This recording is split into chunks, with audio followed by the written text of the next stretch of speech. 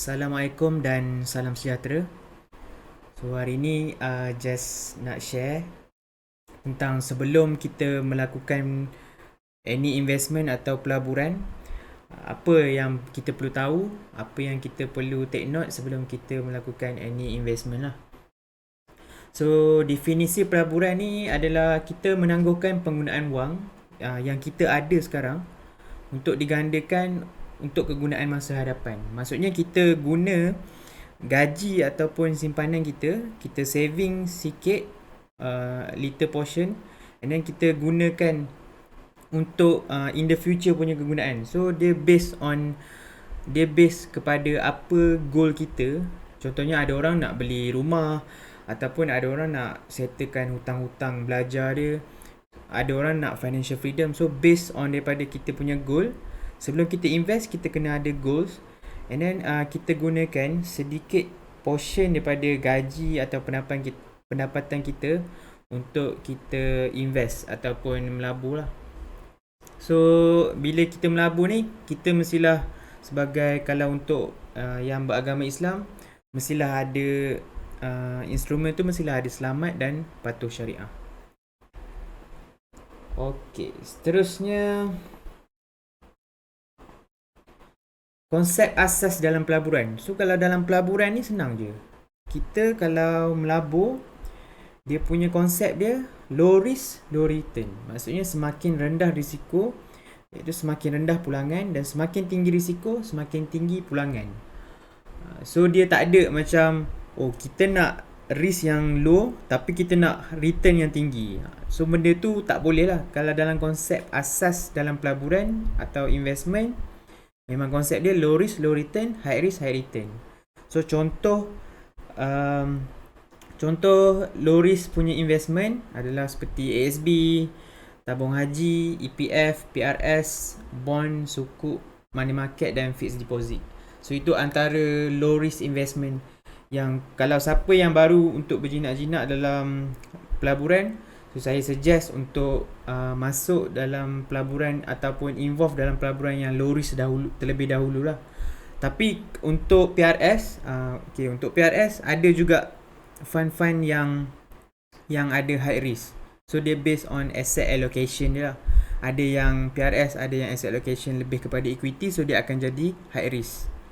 Seterusnya untuk medium risk. Medium risk ni banyakkannya saham-saham yang ada big capitalization lah. Saham-saham yang ada market capitalization yang atas 1 bilion, 2 bilion. So, company-company macam TM, Tenaga, QL Resources. So company-company macam tu kita panggil big cap. And then dia punya risk dia medium risk. So untuk seterusnya adalah unit trust. Unit trust ni kita tahulah tapi dalam unit trust ni dia ada juga macam bond, sukuk, money market dan juga fixed deposit kan. So kalau dalam unit trust ni dia based on kat mana banyak asset allocation yang dia letak lah. So annuities ni selalunya under company insurance, dan juga kalau real estate dia involve kita loan bank, so dia ada medium risk, dia dikategorikan dalam medium risk. Seterusnya paling high risk tapi high return. So kalau risk dia tinggi, return dia pun best lah. Contoh-contohnya macam futures, FCPO, soybean, oil. So benda-benda macam tu kita tahu risk dia memang tinggi, and market very volatile sebab ada yang 24 hours market kan. So macam option pun very volatile. Penny stock, saham-saham yang kalau kat bursa bawah 20 sen, kalau dekat US bawah $10, kita categorizekan sebagai penny stock. So penny stock ni bila dia turun sikit pun percentage dia pun besar. So kita kategorikan sebagai high risk. And then ada orang, certain orang yang eligible and then ada net worth yang tinggi, dia orang akan invest dekat private business, company serangan berhad yang very limited resources, tak semua orang boleh access.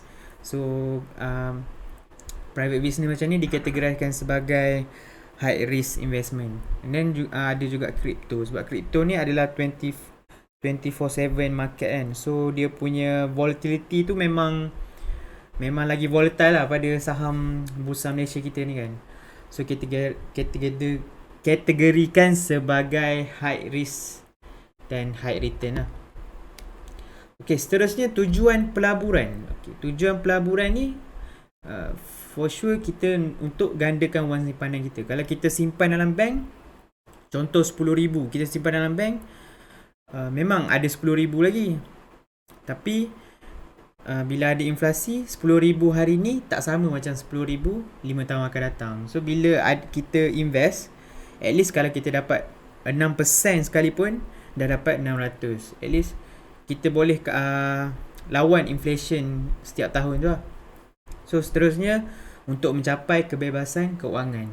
Okay, kunci untuk mencapai kebebasan keuangan, kita mesti ada bisnes.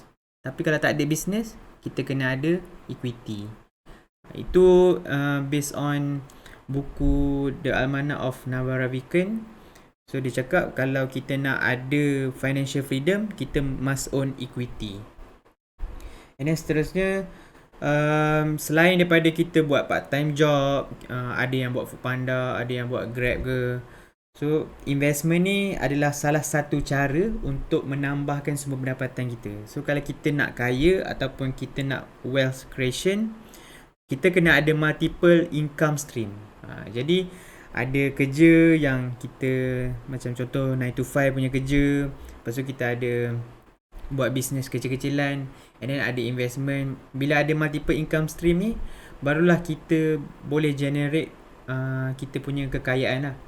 And then seterusnya, seperti kita tahu, inflation ni selalunya rate dia 3 ke 4% setiap tahun. So investment ni adalah salah satu catalyst untuk lawan inflation. Contoh macam senang kita nak tengok nasi lemak dulu, harga 30 sen, 40 sen. Tahun 2010 harga nasi lemak ada yang bawah RM1, 50 sen. Tapi kita tengok sekarang nasi lemak biasa pun RM2.5, RM2. Itu adalah contoh-contoh inflation lah.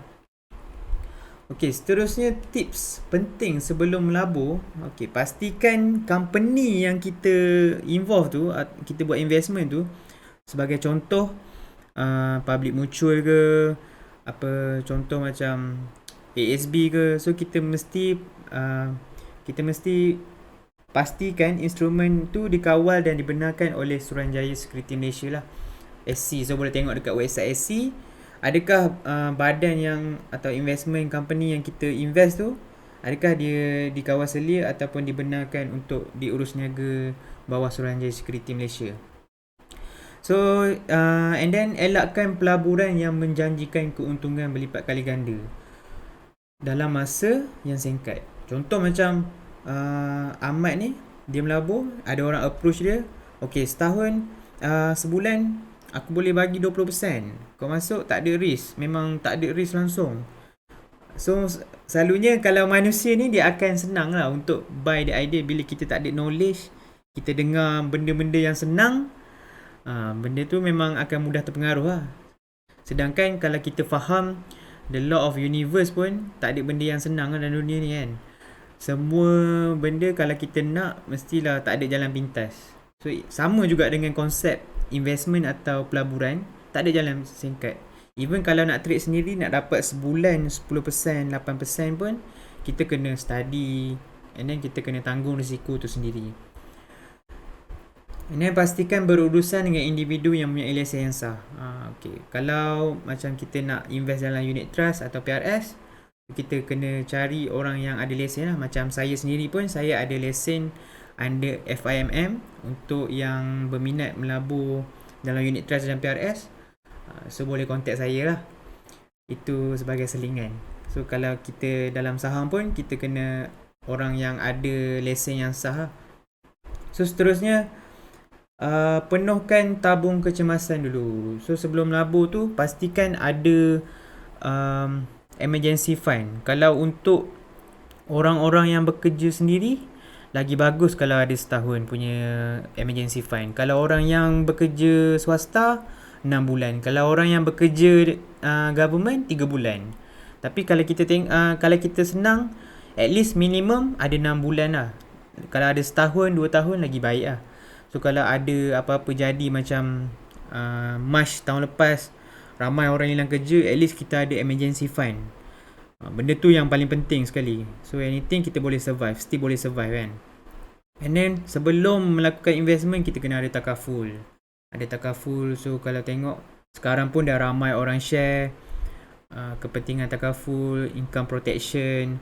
So benda dua ni memang penting sebelum investment. So kita kena ada protection dengan saving dahulu. So seterusnya mulakan pelaburan dengan pelaburan yang risiko yang rendah. So kita tengok based on umur, kita tengok based on risk appetite. Kalau kita umur still muda, bolehlah try investment yang high risk. Kalau jadi apa-apa pun, at least kita ada lama lagi untuk kita dapat balik capital. Kalau orang yang umur 70, tak dinasihatkan lah untuk trade. Sebab umur pun dah 70 kan. Kalau dia rugi semua duit saving dia ke, so kat situ macam mana dah nak recover balik kan. Dah tak boleh kerja semua. So kita tengok based on umur, based on risk appetite. Tapi kalau boleh kita start dengan yang low risk investment dulu. Contohnya macam ASB, tabung haji, fixed deposit, yang low risk investment, sebelum kita pergi ke high risk investment macam saham ke Bitcoin. So benda tu lagi penting lah. And then mulakan dengan usia yang muda. Untuk kita rasa compounding interest tu best, kalau Warren Buffett panggil 8 wonder of the world, compounding interest ni, kita start dengan usia yang muda. Contoh orang invest umur 20, Ahmad, contoh nama Ahmad invest umur 20, Abu invest umur 40.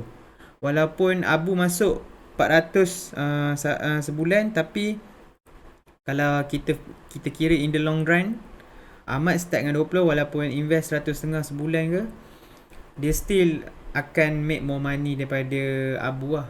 So benda tu kita kena tahu. Tapi dengan syarat, bila nak sedap compounding interest ni, bila kita ada profit, always reinvest. Kita tak gunakan profit tu.